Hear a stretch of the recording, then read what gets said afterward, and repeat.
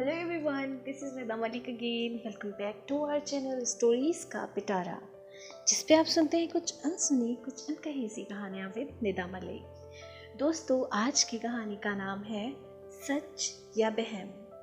तो फिर चलिए सुनते हैं। ना यार, आज नहीं। मुझे बस के धक्के खाने नहीं पसंद है। मैंने कितनी बार कहा है। मेरा बच्चा बस 30 मिनट की बात है, बस में चला जा। उस जंगल के रास्ते में तुझे पता है ना कि गांव वाले क्या कहते हैं। माँ की बात को पूरी सुने बिना ही दीपक बैग उठाकर जंगल के रास्ते चल पड़ा। कितनी अजीब बात है, शॉर्टकट रास्ता छोड़ लोग बसों की भीड़ में धक्के खाना पसंद करते हैं। 10 मिनट में ही तो जंगल का रास्ता खत्म हो जाता है। अक्सर माँ और गांव वाले क्या कहते रहते हैं कि इस जंगल में भूत का साया है। कितनी बचकानी बात है। लोग इसी डर से इस रास्ते पर कम आते हैं। खैर, दीपक कई बार इधर से गुजर चुका था और हमेशा की तरह कानों में ईयरफोन लगाकर गाने सुन रहा था और गुनगुना रहा था। अचानक उसे लगा उसके पीछे कोई आ रहा है और वो भी गाना गा रहा है। उसकी आवाज़ बहुत बेसुरी थी।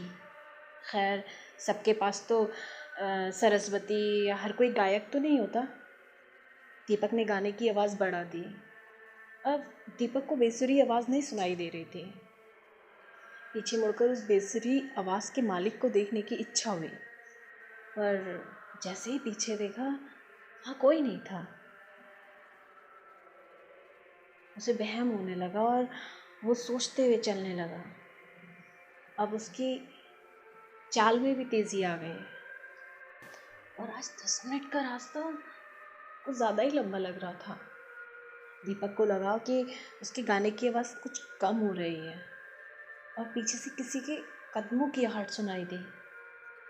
कदमों की आहट बढ़ती गई। दीपक को अब कदमों की आवाज़ गाने से ज़्यादा लग रही थी। माँ की बात याद आई।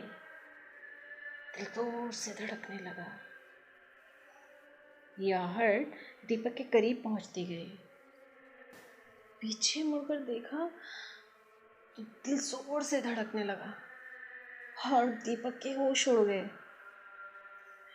बिना सिर का इंसान उसी की ओर आ रहा था। सिर हाथ में पकड़े वे तेज कदमों से चल रहा था। अब तो काटो तो खून नहीं। कुछ ऐसी हालत हो गई थी दीपक की। वह और तेज चलने लगा। कुछ मिनटों में ही जंगल का रास्ता खत्म हो गया। दीपक की जान में जान आई। अब उसे सामान्य लोग दिखने लगे थे। थोड़ी देर बैठकर सोचने लगा कि क्या सच में भूत था। कुछ लोगों का कहना है कि ये जंगल के पास में एक दुकान है। उस दुकान के मालिक ने एक लड़की को प्यार के जाल में धोखा देकर छोड़ दिया था और वो लड़की डिप्रेशन में चली गई थी और उसने उसी दुकान के पास के जंगल में एक पेड़ से लटक कर फांसी लगा ली थी। तभी से वह भटकती रहती है। जो भी हो, उस दिन के बाद दीपक उस रास्ते कभी नहीं आया। अब उसे बस के धक्कों से कोई दिक्कत नहीं थी। बस इतनी सी थी ये कहानी। मिलते हैं जल्दी एक और नई कहानी के साथ। तब तक के लिए take care and bye bye.